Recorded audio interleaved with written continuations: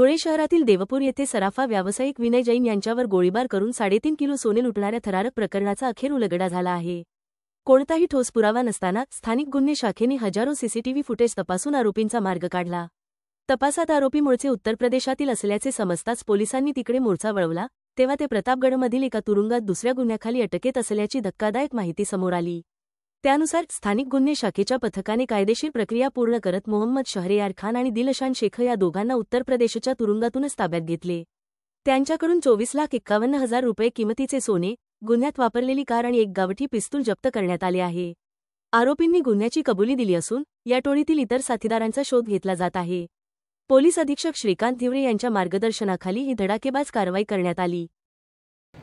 दिनांक 23 जुलै 2025 संध्याकाळी 8 वाजेच्या सुमारास सावरकर पुतळा चौक, देवपूर, धुळे येथे एक दरोड्याचा प्रकार घडलेला होता। त्यामध्ये 3 इसम मोटरसायकलवर येऊन त्यांनी हवेत फायर केला व सराफा व्यापारी यांच्याकडनं त्यांनी त्यांची काळी बॅग, ज्यामध्ये अंदाजे 3500 ग्रॅमचे सोन्याचे दागिने होते, असे त्यांनी लुटून फरार झालेले होते। त्या अनुषंगाने देवपूर पोलीस स्टेशन येथे गुन्हा दाखल होता।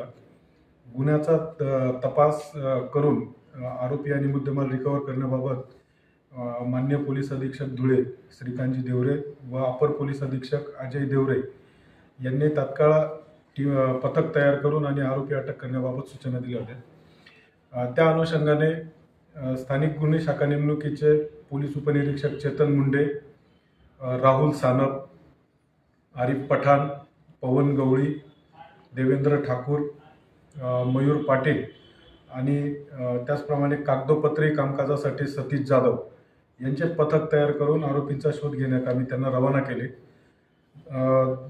हजारो सीसीटीव्ही फुटेज चेक करून आणि त्याच्यातनं आरोपींनी वापरलेले गाडी, त्यानंतर त्यांचे चेहरे निष्पन्न करण्याचा प्रयत्न करत असताना सदर आरोपी हे मुंबईच्या दिशेने पळाल्याची गोपनीय माहिती मिळाली होती। त्या ठिकाणी टीम रवाना केल्यानंतर 2 आरोपींची नावं आम्हाला समजली होती, परंतु त्या आरोपींना एका मर्डरच्या केसमध्ये उत्तर प्रदेश पोलीस प्रतापगड येथे त्यांना जिल्हा प्रतापगड येथे घेऊन गेल्याची माहिती मिळाली।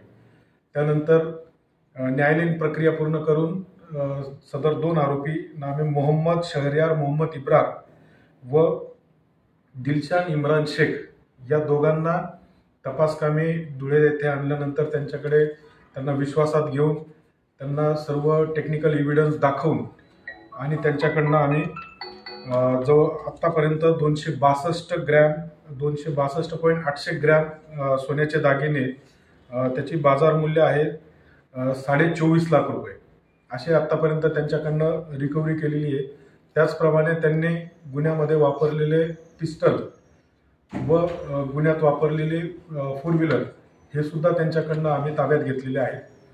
तसेच अजून त्यांच्याकडे त्यांचे इतर जे साथीदार आहेत, इतर साथीदार व त्यांच्याकडे असलेले इतर दागिने हे रिकव्हर करण्याचे तपास सुरू आहे।